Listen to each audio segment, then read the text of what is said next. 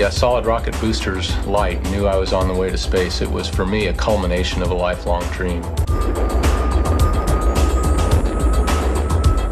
But along the way, the things that have made that possible for me have largely been because of education and the opportunities that I've had throughout the years to learn and to develop my particular talents and to grow. Regardless of what field or area that you're interested in, the same principles apply. And you can have the benefits and blessings of achieving your goals if you work diligently at your own education.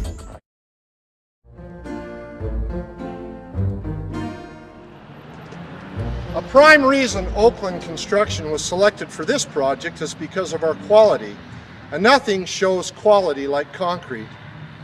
This plaza slab was placed by Oakland Construction's own finishers.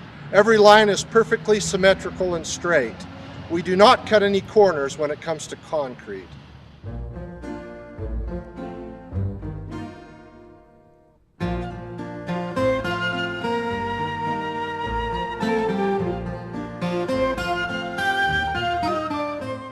Are you finding everything you need? Yes, thank you. We're going to try the subject search. Oh, that's a good choice. The subject search lists records by topics, such as religions, ethnic groups, historical events, languages, occupations, and other broad subjects. Let's go to the computer.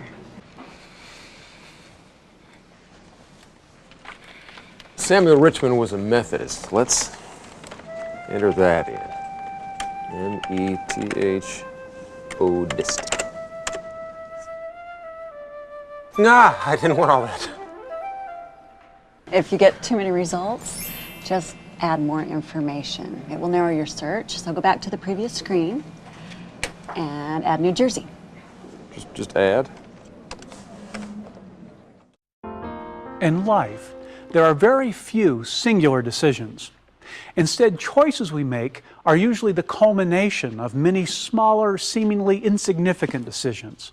We don't spend too much time thinking, I need to put on my shoes, I'll place them over here and I'll sit here, I'll put my foot in this way, etc. These are almost unconscious decisions. In performing an addictive behavior, the process is very similar. But first, basic training. Now, when I tell you to move, you will grab all your gear that you came onto my bus with, and you will daggone move. Do you understand me? Yes, sir! I don't think there's anything that can prepare you for it. I went to boot camp when I was 17 years old at Parris Island. I can't tell you what a shock it puts you in. So you're going to go into shock. There's no question about that. It's going to be really tough at first. The emotional strain and stress is very difficult. Right up front, when the recruit gets here in recruit training, the first couple days that he's here, he's going to hear a lot of yelling, a lot of chaos going on around the squad bit. The reason for that is to prepare him to be more confident and to show the drill instructors really that he's not totally afraid of the drill instructor. We're trying to take a young civilian in a lot of cases, the average age is about 18 or 19, and turn him into a mature, responsible adult and a good Marine. Recent studies show that 65% of wealthy families lose their wealth by the end of the second generation. 90% of wealthy families will have lost their wealth by the end of the third generation. This pattern has been referred to as shirt sleeves to shirt sleeves in 3 generations. History shows that if wealthy families are going to preserve their wealth from generation to generation, they must do more than simply implement sound financial strategies. Consider the Vanderbilts. At one time, they were among the wealthiest families in America.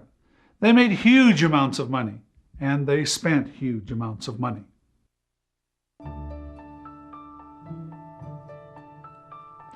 Cornelius Vanderbilt was born in 1794.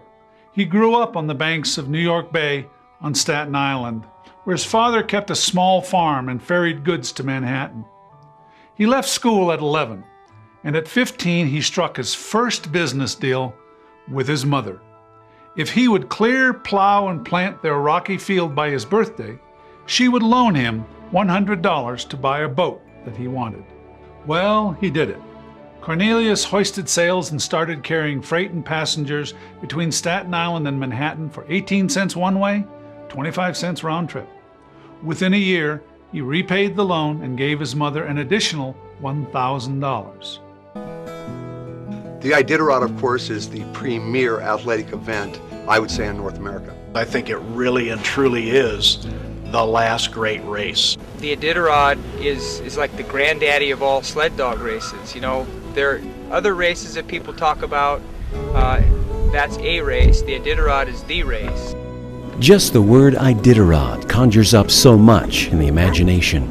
Words like adventure, endurance, courage. You can't say Alaska without thinking Iditarod and vice versa. But aside from stirring the imagination, what is the Iditarod? The closer you can get to reality, the better it is in telling the story. We're very practical here at the Lake County Historical Society. We know for a lot of people history wasn't their favorite topic in high school. But we do find people are easily engaged and intrigued when you say to them, you know, that's actually what was used. That is the actual artifact.